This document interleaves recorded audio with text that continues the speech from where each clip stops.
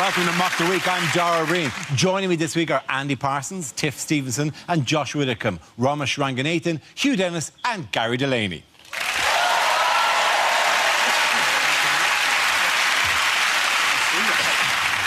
We start with a round call. If this is the answer, what is the question? On the board are 6 categories. Tiff, which category would you like?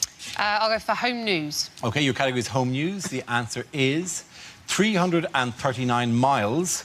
What is the question? Is it how far the Proclaimers got before they went, nah, she's not worth it? If Scotland votes yes to independence, how high should they build the new Hadrian's Wall?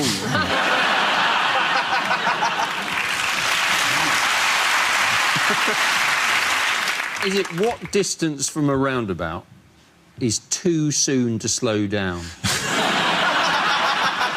Is it what distance is the nearest that the HS2 route goes to David Cameron's house? Is it if you turn on Grindr in Russia, where is your closest match? What's the distance between Bjork and reality? Is it how long can a lorry driver go without needing a shit? That's an average. That's an average. That's not just a Like, he's not like a microwave oven. It doesn't go ding. Is it how far you have to walk to complete a full circuit of IKEA? Is it if you travel 340 miles by megabus, for how long are you regretting that decision? Hey, I run a very good bus company. I won't hear a word about it. Is it how much closer has the Islamic Caliphate got in the last 5 minutes? That was satirical. It simply didn't work. Because the reason it didn't work is because you're sitting next to somebody who looks so much like he could be a Muslim. People are nervous. Well, I'm not sure. I should have laughed, then you guys would have been all right.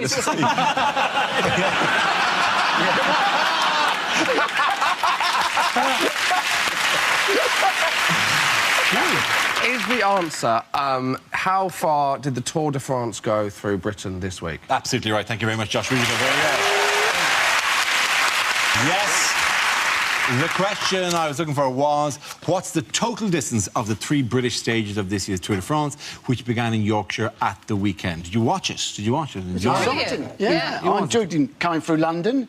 I thought that was a, you know, to show British cycling its best, they should probably have, when they got to central London, had to get a Boris bike. It's a bit strange, isn't it, that they've now gone to France. So the 4th stage is in France, and they've gone to France, and they've gone by train or ferry.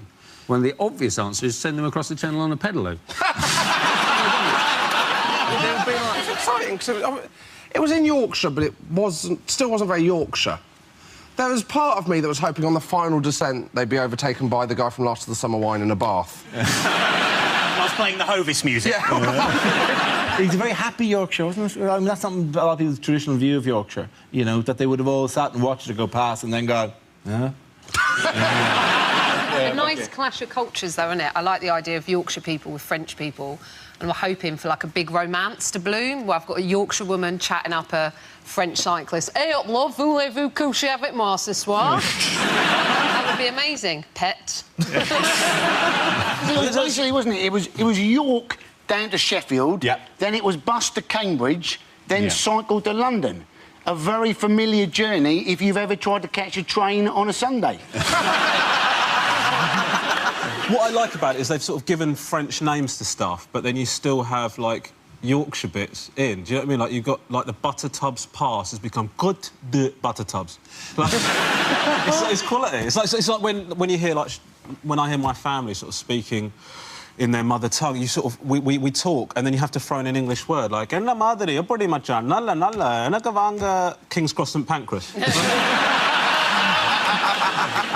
You think, you know, they did change all the names into French to get publicity, so all the pubs changed names, didn't they? All the pubs throughout Yorkshire changed that, and he just into French. And you think, how cross was the manager of Pret a Manger in Harrogate? Did you see one of the pubs that changed its name was called the Yew Tree? Now, I think they should consider a name change anyway in that pub. I mean, it's been a huge topic, but I wouldn't have teamed a pub around it. I mean, Planet Hollywood was an unpleasant visit at the best of times, but the Yew Tree is a genuine... What family fun at the Yew Tree? I don't think so. I just like the fact that you got to see somebody on a bike with a drug problem who hadn't just stolen my mobile phone. Watching the BBC coverage on that first day, though, they described... They said, oh, there's 2.5 million people out in Yorkshire, and they described in many areas that the crowds were dense. Now, I thought that was unnecessary and somewhat regionalist myself. Well, I watched the coverage of it coming into London, and although, you know, it stopped being in Yorkshire, but the commentating was incredibly Yorkshire. Because when they were commentating and looking at the different places in London they could see, and the bloke went, "There's the Shard. The Shard was finished just in time for the Olympic Games. You can go right to the top of the Shard. It's very expensive in my..." If you're an avid fan of the Tour de France, as I am, as they go on, there's always a helicopter shot to break up just the shots of the cyclists of whatever local chateaus there are, like whatever, which they sort of did a version of. But there's one shot of Trafalgar Square, and the camera of the helicopter slowly rotating around Nelson's column, and you're going, I would like to hear the French commentary. Nobody knows who this man is.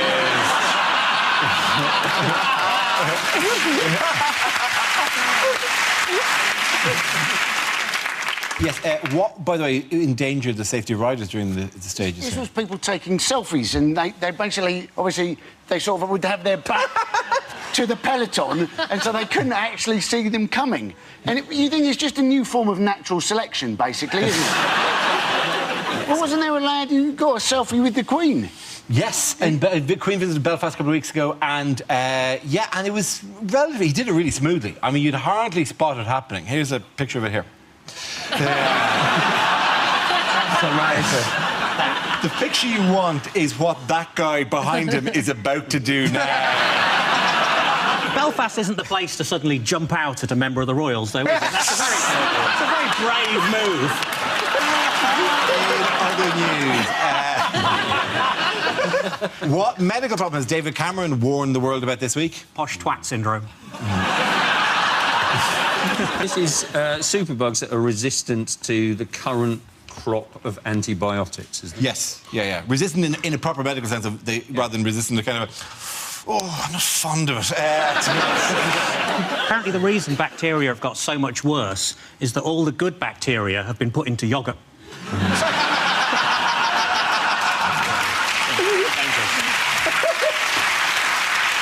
So he said it's going to send medicine back to the Dark Ages. Yes, yeah. I'm not going to go to the doctor. If I turn up with athlete's foot and end up getting burnt as a witch, I'm not getting involved. I mean, it'd be your only choice. I mean, the guy who farms leeches is going, well. You've all come crawling back now, haven't you, with your infections and whatnot? He has had probably quite a bad few years, the guy that farms leeches, though. It's been a rough 300 years or so since the madness of George III. That, you know, but since, you know, he's still waiting with his... just stroking the leeches. Oh, yes. They shall come back to us. No, I do not let the leech sit on my arm. The leech is stuck to my arm. I can't get the leech off my arm. The thing that worries me about going back to the Dark Ages is, if you go back to the Middle Ages with medicine, the thing that really worries me is keyhole surgery. Have you seen the size of a medieval keyhole? The thing is, I think everybody's known this, haven't they? Like, that doctors prescribe antibiotics, like, too much. Like, every time you go to the doctor, like, I feel flu, antibiotics, my leg hurts. My leg hurts, antibiotics. I think that I'm developing a bacteria that's resistant to antibiotics. Antibiotics. I'll tell you what, if I'd done that impression, it would have got a lot different reaction. It would have been fine, because it would have gone...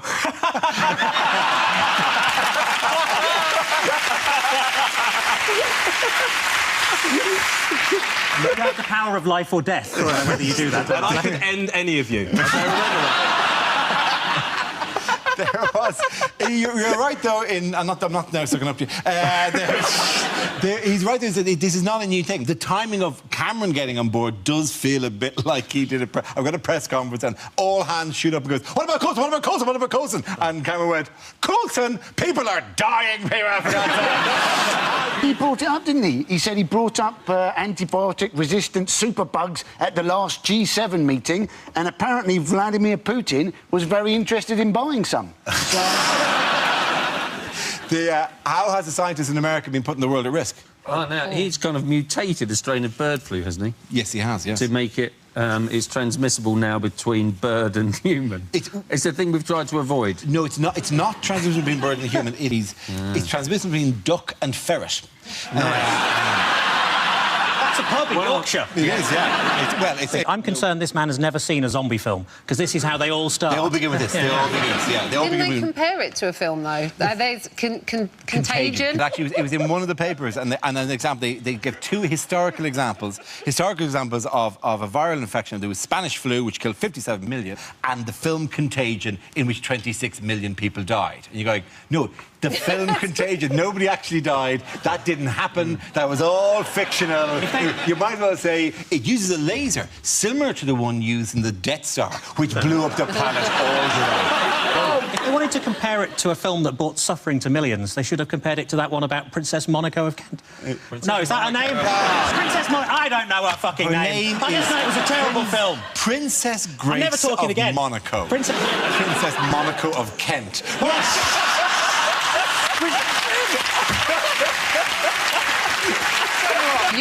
Your wife works in medicine, doesn't she? She's a doctor. Yeah. Do you reckon this is true? Do you reckon you can tell what someone's going to be like in bed depending on which area of medicine they work in, right? Because you've got, like, the paramedics. This could end badly. You've got the paramedics, they like a quick in and out, and then you've got the GPs, they cover a lot of the body, but they don't know what they're doing.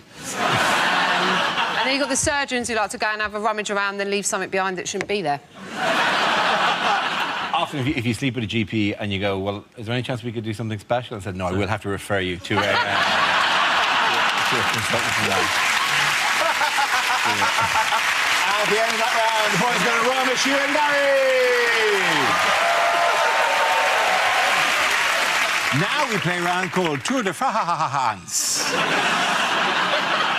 This game involves Tiff and Gary, so if you could make your way to the performance area, please. This round is a stand-up challenge. I launch the wheel of news, and whoever it chooses to stop, one of our performers must step forward and talk about that subject. OK, here we go. Let's spin the wheel. The first subject is dating. OK, I'll take that. OK, Tiff. I'm pretty glad I'm not single anymore, because I'm 36, so I'm at that age where I've had to start saying to guys, seriously, do you mind not talking to my face? They're right here. Actually, more like here now. I'm not saying guys don't approach me anymore in bars, they do, but it is to get around me. I had a guy come up to me recently in a nightclub and he went, excuse me, and I went, yes. And he went, no, just excuse me. So I don't really understand, though, the whole objectification of women, like, until I missed it, right? But I don't think I've missed sexism, but that's what getting older does. Because I was always confused by hearing guys talk about women in bars, you know, and objectifying them, going, are you a boobs guy or are you a bum guy? Are you a boobs guy or are you a bum guy? And as a woman, that's really offensive, right? Because women, we don't sit around going, are you a balls girl? Are you a penis girl? Are you a balls girl or are you a penis girl? And I'll tell you why that is. That is because no woman in the history of the world has ever said, do you know what? I'm just a balls girl, me.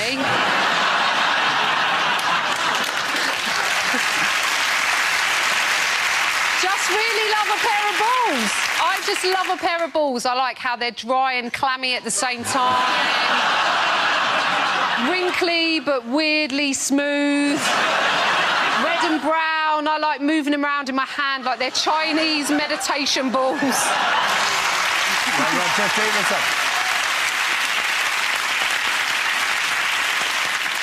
OK, that leaves us with Gary. Let's see what you've been left with. Let's spin the wheel. The topic is health. The doctor told me to lose some weight. I said, how? He said, don't eat anything fatty. I said, what, pies, chips, that kind of thing? He said, no, just don't eat anything fatty.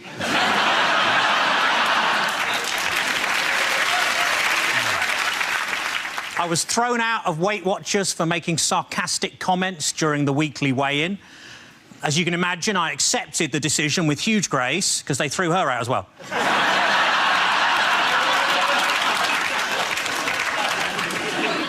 Chair of Dyslexic Society was recently given an OBE. He said, what's the point? I can't play the bloody thing.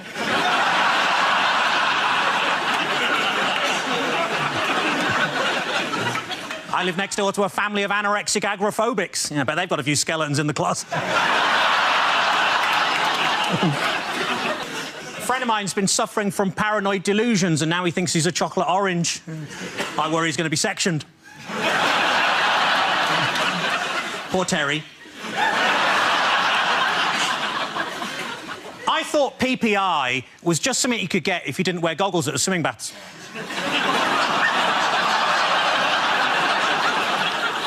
I bought an alcoholic ginger beer. He wasn't pleased.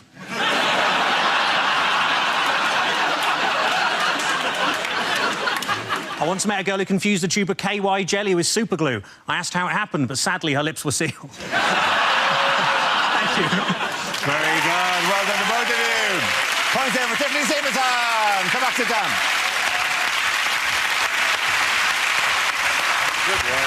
Our next round is called Picture of the Week. I show the panel a topical image and ask them to tell me what's happening. So, what's going on here? Is this when they got the news Cliff Richard had been caught in traffic? Are they, in fact, watching Prince Philip trying to talk to the Williams sisters?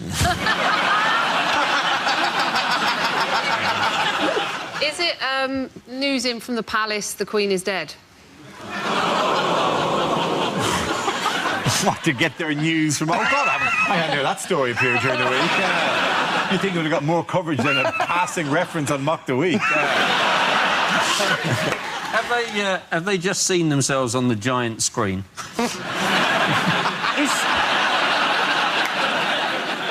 Have Kate and Wills hired private detectives to spy on each other? Have they just found out that the royal premiere of Mrs Brown's Boys has been cancelled? I think I know what it is. They have just witnessed Princess Monaco of Kent. Finally she's returned.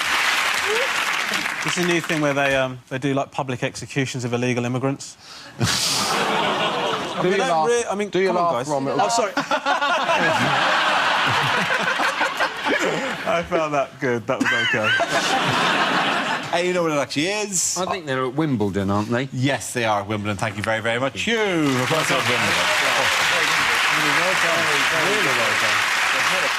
Yes, of course. This is a picture of Prince William and Kate Middleton cheering on Roger Federer before he was defeated by Novak Djokovic in the men's Wimbledon final. 7-time champion Federer lost in 5 sets to Djokovic in a gripping match that lasted nearly 4 hours. He won, he ate the grass, or, as some people were saying, he lost his balance and hit the court with his teeth. That was... He said the grass was the best meal he'd ever had. Which, I mean, I've not tried Serbian food, but it must be. Also, if he ever wins on clay, it's going to be an absolute horror show, isn't it? Is that what they mean when they say a tennis player's seeded? He looks like he's getting ready to get seeded right now.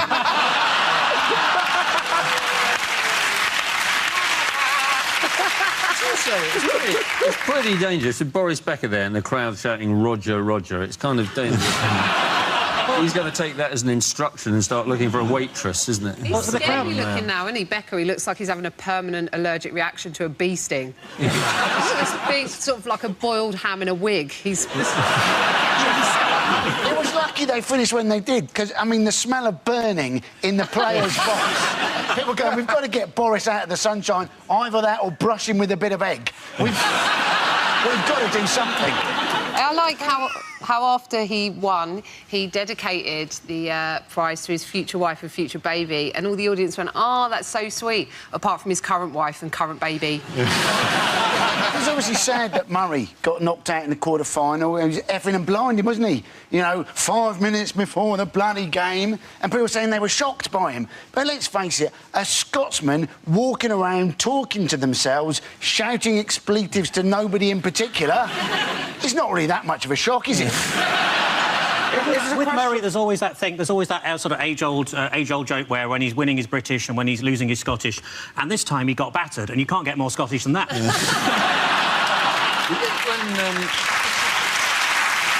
be. Sorry if you're watching. That'll be. Andy Murray, big fan of the show. Okay.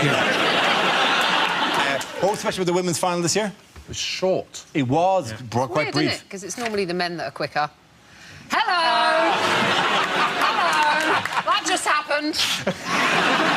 There was Eugenie Bouchard. Eugenie Bouchard. Yeah, she made it into the final, and she's named after the royal family, her and her twin sister Beatrice, which is why now she spends her entire life flying around the world earning large amounts of money for just doing a few hours' work each week. It has to be actual members of the royal family, though, which is why she doesn't have a brother called Harry. Yeah. Or an auntie called Monaco of Kent. Is this episode going to end up with all of us hung for treason? Or me carried through the streets of Dublin.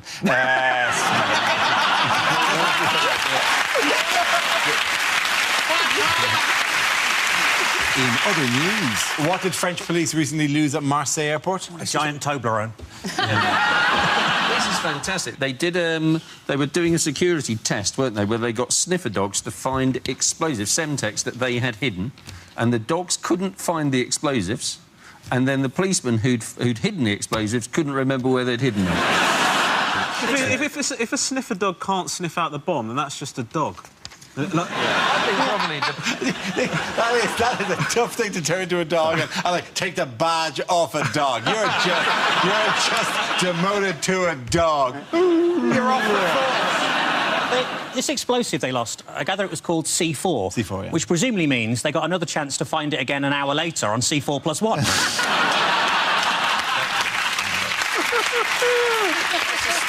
I suspect the problem, honestly, with the sniffer dog was that it had been sniffing drugs all afternoon, couldn't remember what explosives smelt like. I'm supposed to be looking for some C4, man, but I am off my tits, bruv, I tell ya. This has been the best day ever. Do you want a screenplay? Yeah, it's about a dog. It's about a dog who's a sniffer dog and has lots of adventures. Oh, it's really good. I mean, I've worked on it for a long time, actually. It's like amazing. We should do this more. We should do this more. This is great. Apparently, that's what it's like. OK, at the end of that round, the points go to Josh, Tiff and Andy!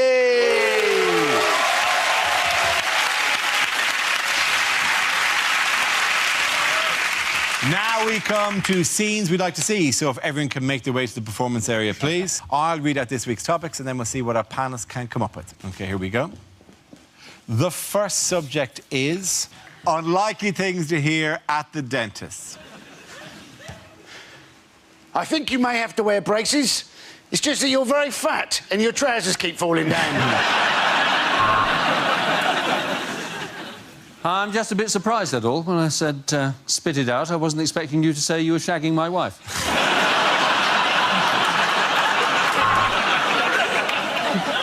Hello, is that Mr. Chang? We need to change your appointment.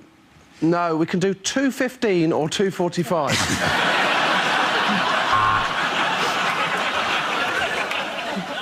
Welcome to Dick Van Dyke, the dentist. I'm afraid it's worse than bad breath. You've got supercalifragilisticextreme-halitosis.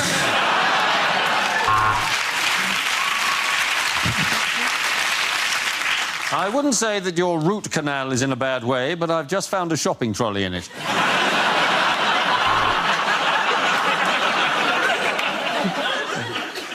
Do you want a lollipop for being such a brave boy? Of course you do. That's why your teeth look like cheesy Wotsits, you little prick. And now, if you inhale the gas and try and guess what I had for breakfast.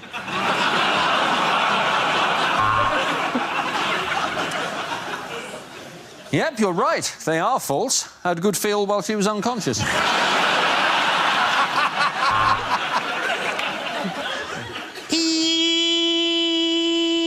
No, don't worry. That's not the sound of the drill. It's just that my receptionist's a Scouser.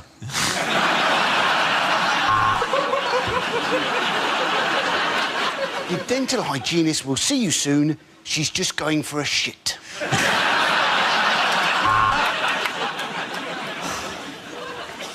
Upper right 6. Lower left 7. Sorry, I'll be with you as soon as I finish this game of battleships. Can I think of a celebrity whose veneers I'd like to copy? Probably Princess Monaco of Kent.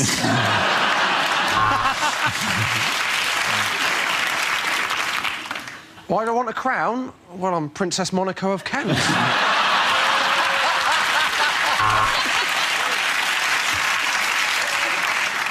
This is most unusual, madam. You don't seem to have any teeth at all.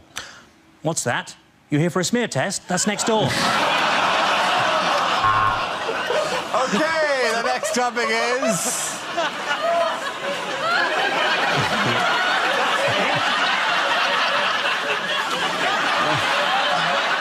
The next topic is...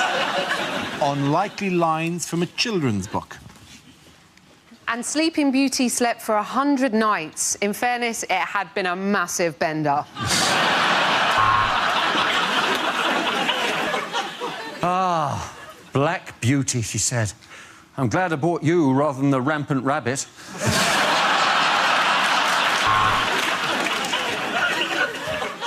The dragon looked at him scarily. Little Hobbit stepped up to him and said, "Hello, I'm Josh Widdicombe."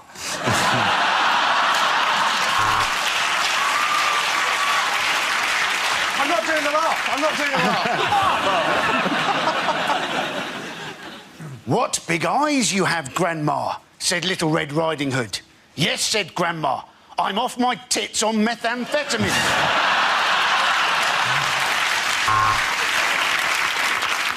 You do not like green eggs and ham?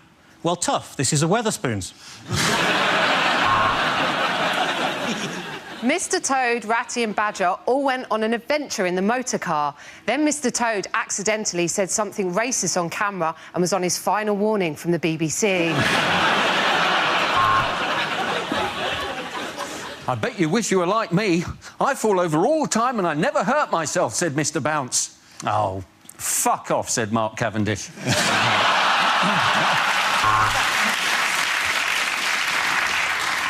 And behind the jumpers and the coats, at the back of the wardrobe, there he was, Julian Assange.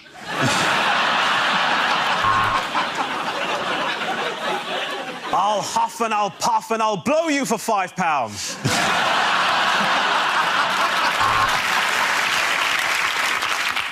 Well, what should we call our baby, said Mr Dizzy. Ooh, let's think, said Miss Rascal.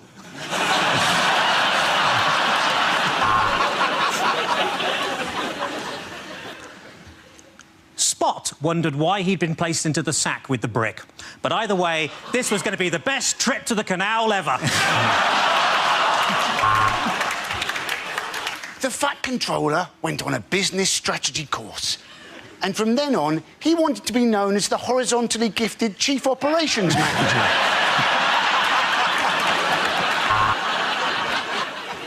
Well, Cinderella, she said, I'm your fairy princess, Princess Monaco of Kent.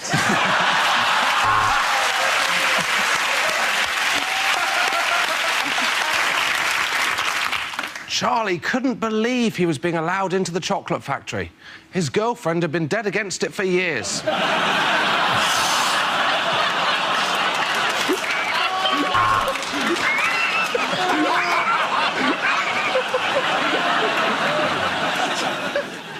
It was maybe because Mr. Tickle could reach around doorways and through windows that he came to the attention of Operation U-Tree. And then you just have to try and pay your mortgage off before you die. Good night, son. At the end of that round, the points go to Robert, Hugh and Gary.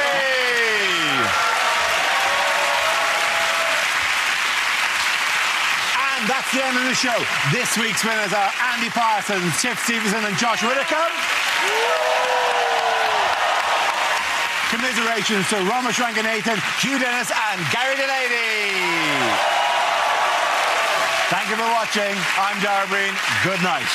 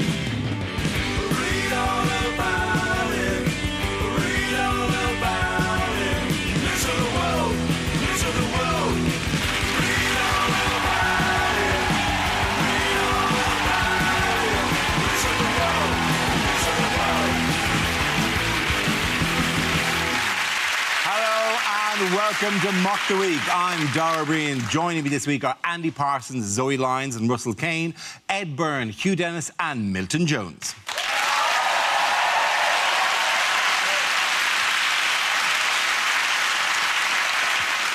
We start with a round called Picture of the Week. I show the panel a topical image and ask them to tell me what's happening. So, what is going on here? Worst stag do ever. Is it the picture that Angela Merkel's going to send David Cameron for his Christmas card? This is just a mark of how confident the German team were, because that is actually before the game. Angela Merkel is actually in the starting 11. It's nice to see a picture, though, of German men with one arm in the air that doesn't feel threatening, isn't it? There was a lot of that when you watched the celebrations, though. People were like, hey, and you just like, oh, come on, just throw the other one up, please. Just throw the other one up. Do you reckon Wayne Rooney looked at that picture and thought, why couldn't we have had a prostitute that age? That's right on that street. People accuse the Germans of arrogance, but this photo was, in fact, it was actually taken at the end of Neymar's hospital bed.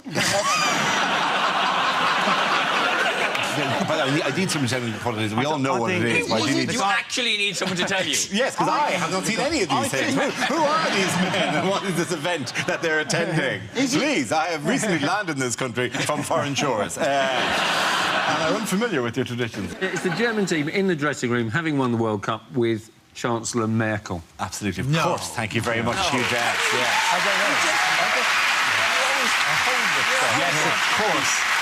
This is a picture of the victorious German football team celebrating their World Cup win in the dressing room with Chancellor Angela Merkel. Germany defeated Argentina in the final by a single goal from Mario Götze in extra time, becoming the first European team ever to win a World Cup in South America. Were you shouting for anyone or not for anyone? Or Most English people were shouting for Germany, which is a first, really, isn't it? Let's face it. But I guess compared to Argentina, you know, people found Germany preferable on the whole, because at least they don't keep asking us to give them France back, do they? So... I mean, personally, I was at a Six Senses spa having a paraffin wrap, so I didn't catch it. Zoe, were you watching? I did watch it. It's difficult as an England fan to watch Germany versus Argentina. You're just like, it's like typhoid or cholera. Which would you prefer? Is it still a thing, though? Is it still? I think it is still a thing because I was kind of back in Germany because we hate them less now. Yeah.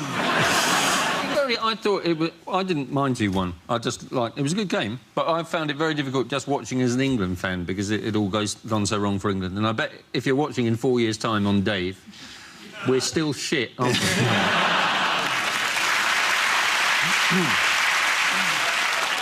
I could never support the Argentinians, not after what Maradona did, Wembley 2003. He didn't sing Material Girl.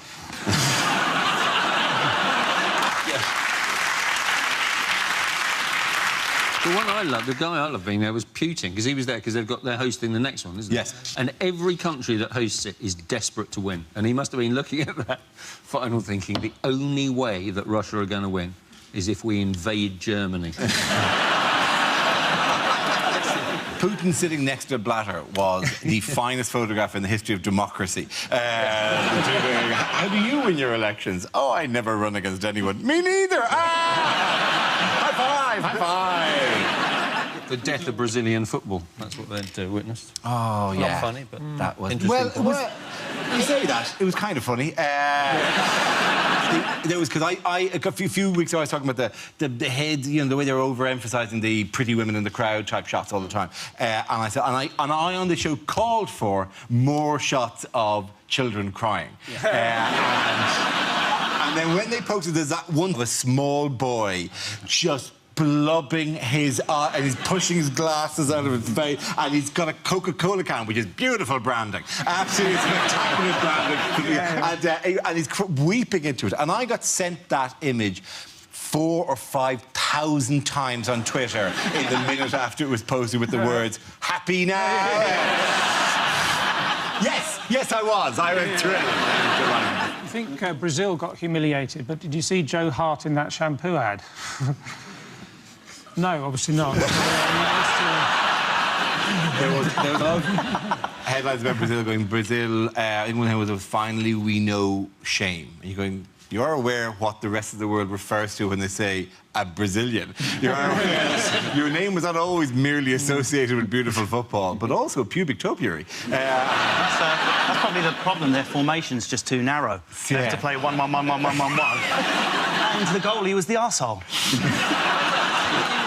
You know, in the semi-final, when Neymar was injured, they made him sit on the bench in full kit. Did you see that? Yeah. As a sort of talisman. And you think that is ridiculous. He's not allowed to play. Who would we do that with? You would have to do that with Bobby Charlton. That's the only thing we do. We should do that, though. We should just have Frankie Boyle just sitting there. In a purple suit, just not saying anything. Just angrily staring across at any use of women. As a non-sports fan, are you relieved it's over, though? The main thing that was fascinating for me about British culture is the fact the viewing figures went up when it started to go horribly wrong for Brazil. That says everything about us as a culture, particularly our men, like people like my dad, whose humour... I mean, the last time my dad laughed was when he saw a Jaguar written off on the M11. That's the type of thing... Look at the state of that. People in Britain, I go, I can't stand football. Brazil are losing, people are sobbing. Switch it on. Classic.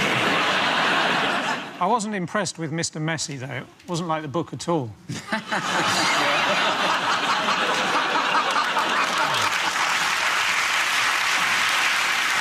Of course, Luis Suarez has gone to Barcelona now. 75 million. He apparently had a celebration meal with his mum in Uruguay.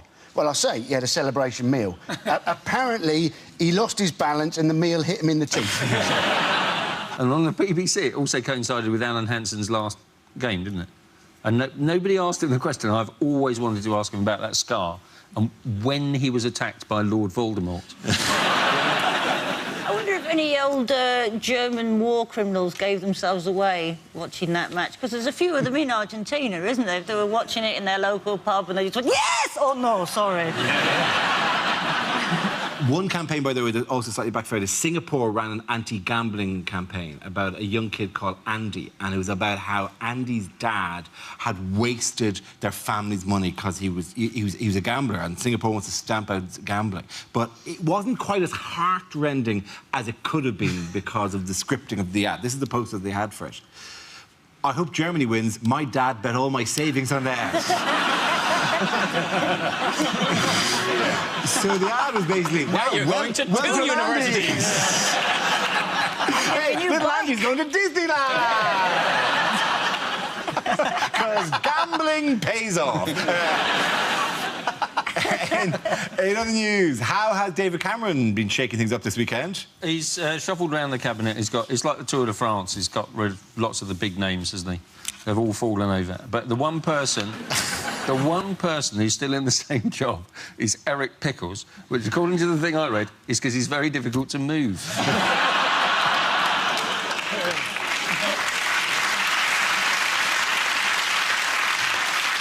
They were thinking of giving him a sideways move, apparently. Yeah. But then they decided it was easier to leave him where he was and move everybody else around him. Yes, he wanted to update his cabinet described as male, pale and stale, which does sound a bit... It should be done like that. I mean, this cabinet is male, pale and stale. Fail. I just want to know what Nick Clegg does on a day when they reshuffle the cabinet. If he just sits at home in his own cabinet going, oh, I'll put the rice near the spaghetti. Good job.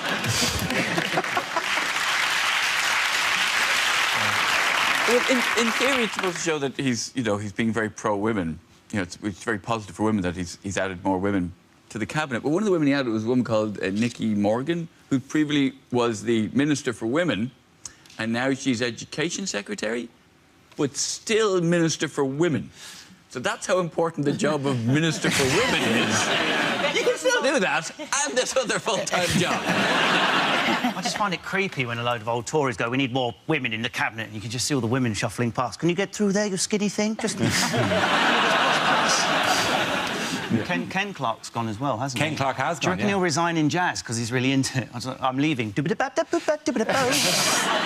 Clark do all... Does he scat everything he does? Yeah. That's why he had to leave. Inappropriate.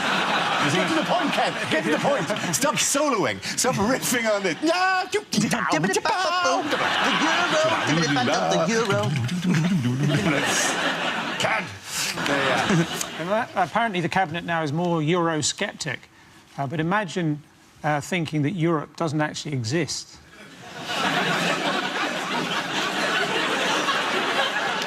I mean, I had a near Europe experience once when I was on holiday in Kent. I found myself walking along a tunnel towards the light. In the end, someone said, bonjour. That's so unfair, I thought I led a good life.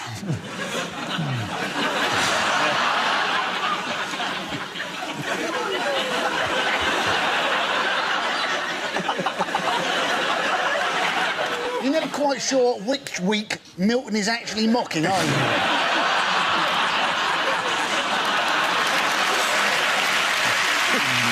At the end of that round, the point to go to Russell, Zoe and Andy. Now we play a round called Ich bin ein Berwinner.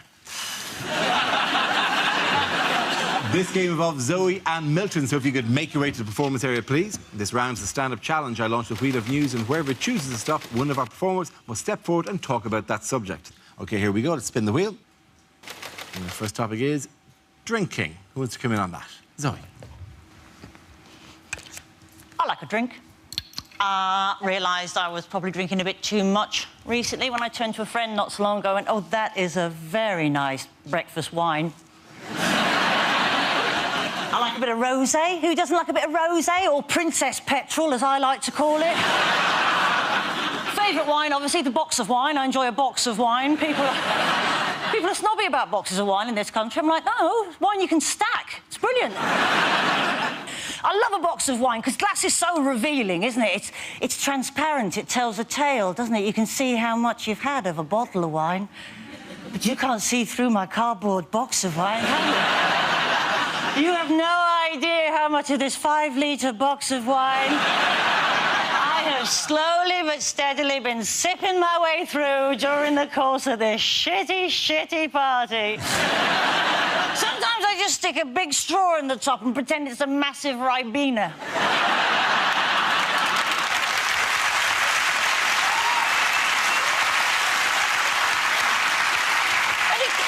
Giving, doesn't it? It keeps giving. You think it should be finished by now. You get to the end, you do all the classic things, you tip it on its side, you depress the little stopper. That's where an amateur will stop. They will discard the box of wine. But a connoisseur like myself, we know there's more.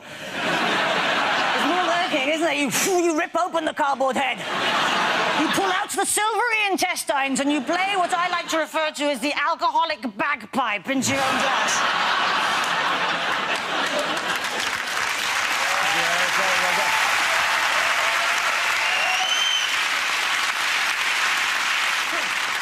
So that leaves us with Milton. Let's see what you've been left with. Let's spin the wheel.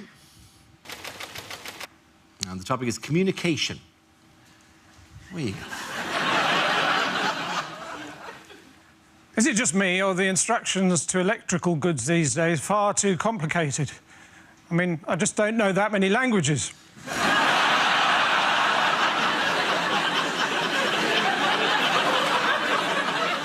Words are powerful things. Sometimes a single letter H can attract helicopters. Has to be a big one. Hours I spent watching that hot tap.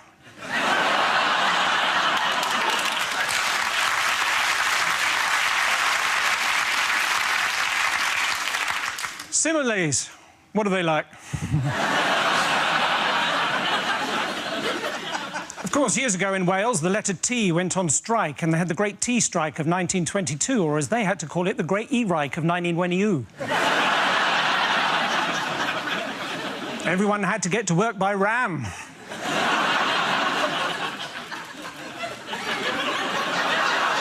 In the end, the strike was broken, and the T's had to get together with random groups of consonants, and that is how the Welsh language was formed.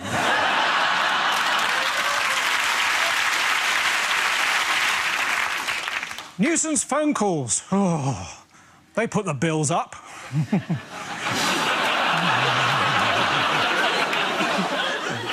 I can't even count to 10 in French, and trois, quatre, cinq, six, sept.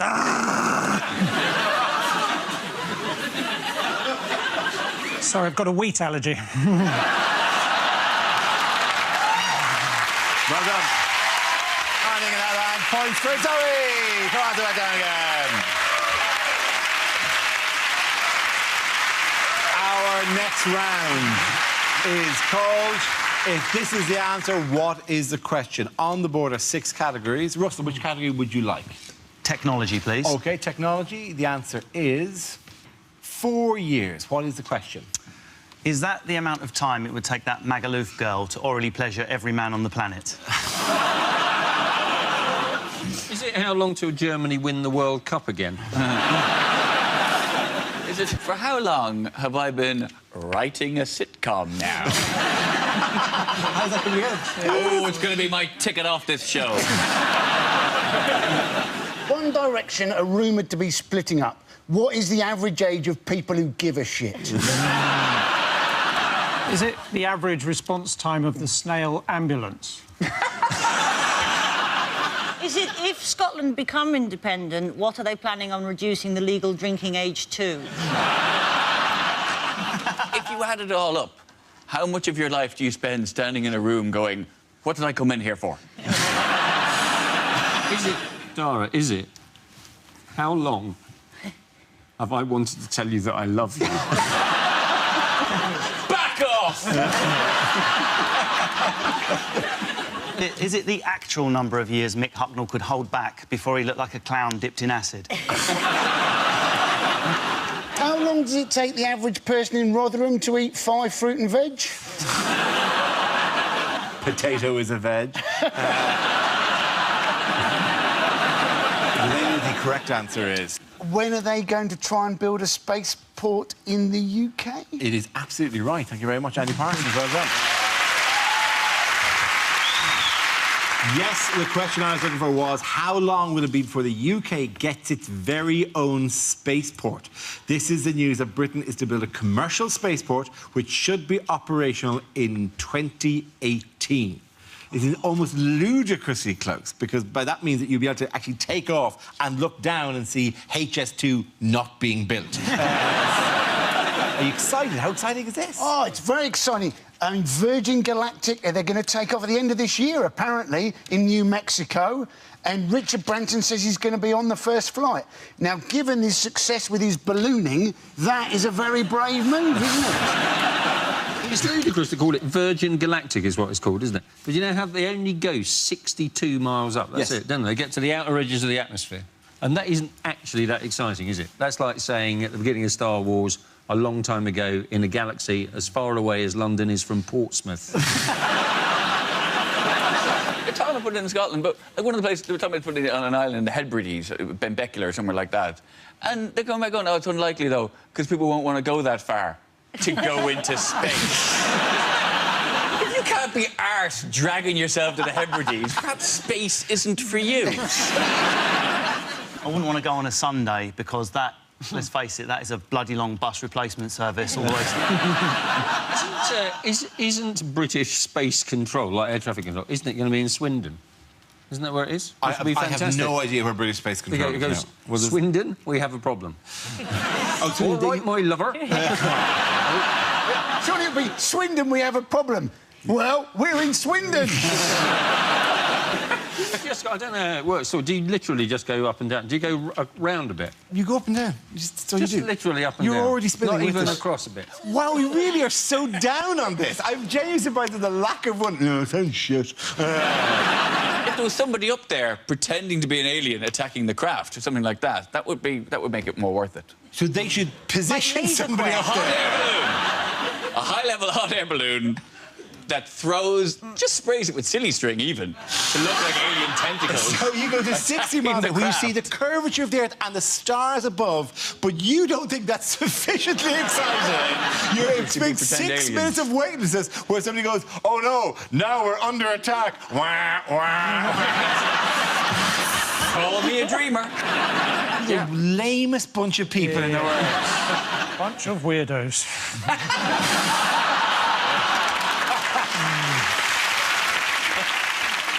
OK, different topic. What NHS operations might more people be eligible for?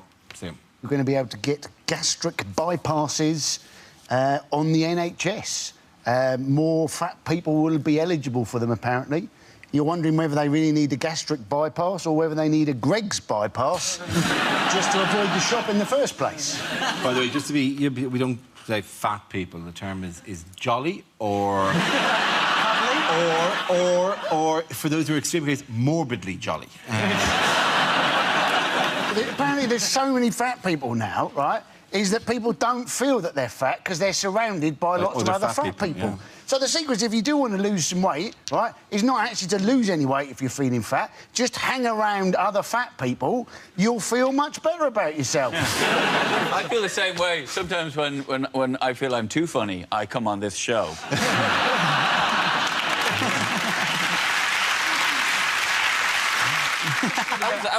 That sounded like I was slagging you off. It did sound that way, and they rather enjoyed it. Yes.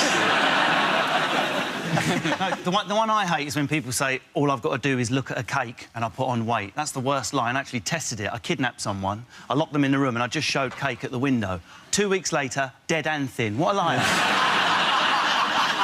They often talk about the obesity time bomb, don't they? The obesity time bomb. You just think, God, I really hope I'm not in the area when that goes off. These days, people eat too much and they don't go out. Yes, the obese agoraphobic is very much the elephant in the room.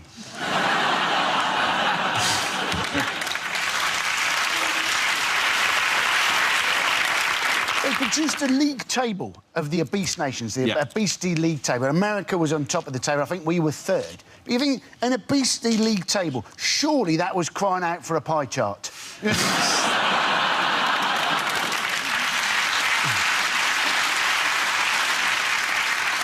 Very amusing joke, but mathematically incorrect. OK. The end of that round, the point's going to Ed Hewitt-Milton. Now we come to scenes we'd like to see. So if everyone can make their way over to the performance area, please. I'll read out this week's topics, and then we'll see what our panellists can come up with. OK, here we go. The first subject is unlikely things to hear in court. We, the jury, have yet to reach a final verdict, but we would like to have a guess. Is it Mrs. Peacock with a candlestick in the library? The defendant is, as you can see, an evil man with a black heart, but nice, firm buttocks.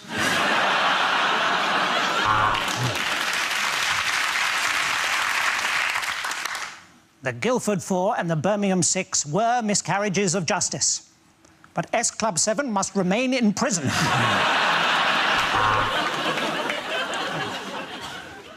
If I'm guilty of anything, it's caring too much. And embezzlement. Embezzlement and caring too much. That's all I'm guilty of. It appears that we have a hung jury. Thank you, gentlemen. You can put your trousers back on now. OK, Mr. Pistorius, there will now be a toilet break. Don't anybody else go in there!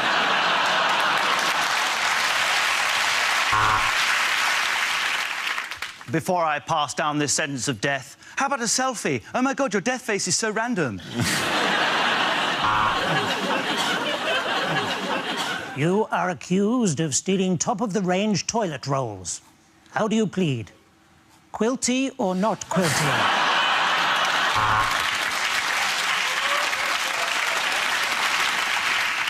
No, Mr. Coulson, we're not going to tell you your sentence. Instead, we've left a message for you on Hugh Grant's voicemail.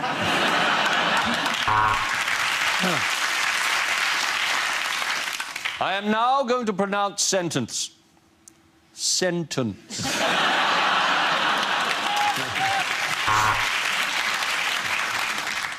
Mr. Clapton, I put it to you that it is highly unlikely that you did not shoot the deputy, given that you have already admitted that you did shoot the sheriff.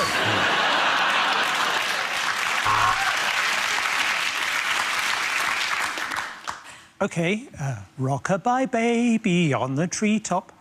Oh, alibi.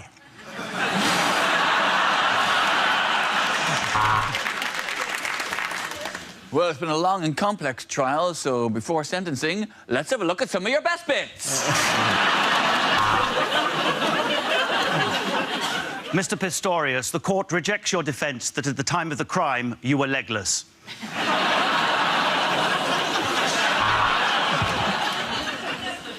And now, Mr. Harris, it is time for your sentence.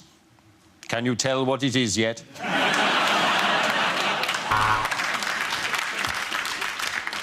You are accused of unnecessarily advertising a make-up smoothie. How do you plead? Be careful.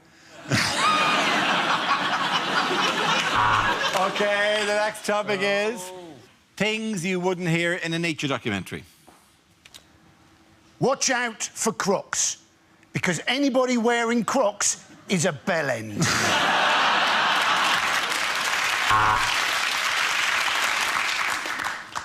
What's incredible about the emperor penguin is its ability to make you look like a shit father. This is the most fantastic migration I've ever seen. These Romanians are moving in next door to Nigel Farage. If you're in the jungle for a few months, use a leaf and some river moss from a bank. It really does feel like a lady. Well, it took some pliers and an awful lot of gaffer tape, but I finally got this flamingo's legs on the right way around. I have spent my whole life living with hyenas. It hasn't been easy, but there have been a lot of laughs as well.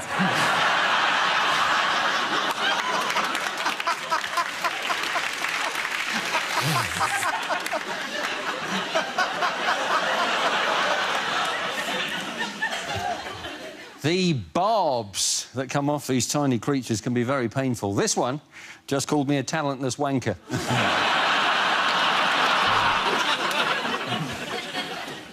The pack of meerkats surrounded the helpless lizard, and within seconds, he'd been forced to change his car insurance supplier. The comics or jesterlings all jostle for position, eager to present their humour to the large alpha male.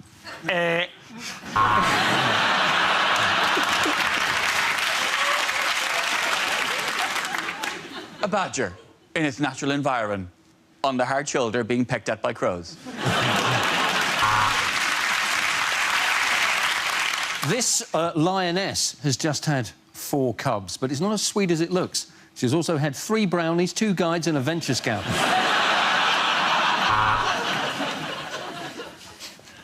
And this little fella, this little bird, his head can literally turn 300 and...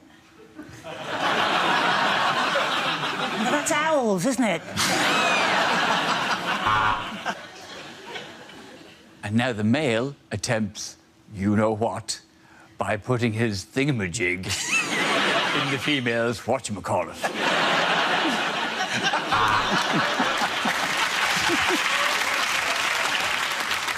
And here I am in the shrubbery outside the BBC Centre, and I think I've spotted one. This is extremely rare. It's a female panellist.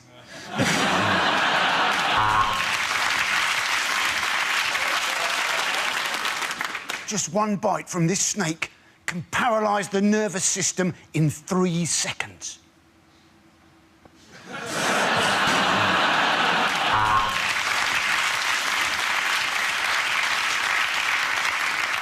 You'll have to excuse the trembling excitement in my voice, as I'm currently being noshed off by Bill Oddie.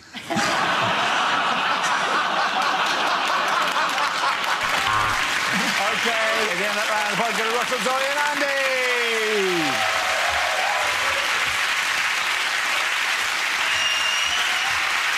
And that's the end of the show. This week's winners are Ed Byrne, Hugh Dennis and Milton Jones. Commiserations to Andy Parsons, Zoe Lyons and Russell Kane. Thank you for watching. I'm Dara Breen. Good night.